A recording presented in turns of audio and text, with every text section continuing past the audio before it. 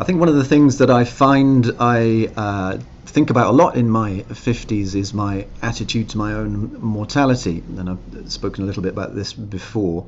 And it's been piqued, I think, a little bit by the recent state funeral of the Queen. And what I was reminded of was the top 5 regrets of the dying, a piece of work by Bronnie Ware, who was a palliative nurse, and wrote extensively about her experiences of having conversations with people who were dying, and produced a kind of seminal piece of work talking about the 5 top regrets that people had.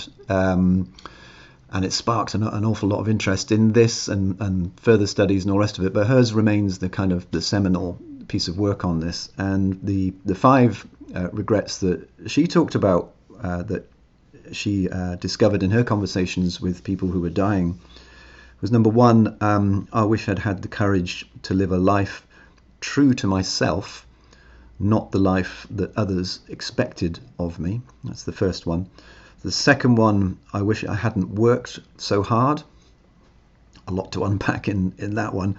Number 3, I wish I'd had the courage to express my feelings throughout my life. Number 4, I wish I'd stayed in touch with my friends. And number 5, I wish I'd let myself be happier. You know, again, a huge amount in that short, simple statement. So I remember reading these and thinking, wow, you know, that's really impactful. And of course, like a number of things, you just forget them, don't you? You forget it and go back to the hustle and bustle of daily life.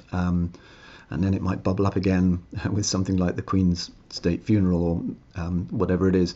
So what I'm curious about, I think, is how I can embed these in my day-to-day thinking a lot more.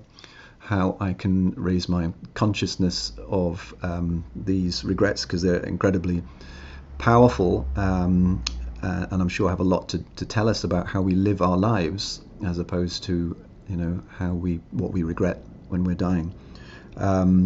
So I'm definitely going to do some more on these 5 in particular.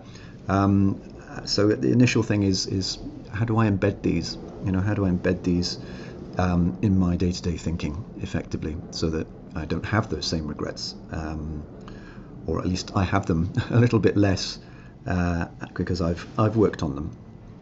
So yeah, curious about this, and probably going to talk and write a little bit more about these 5 individually as well. So curious to hear your thoughts.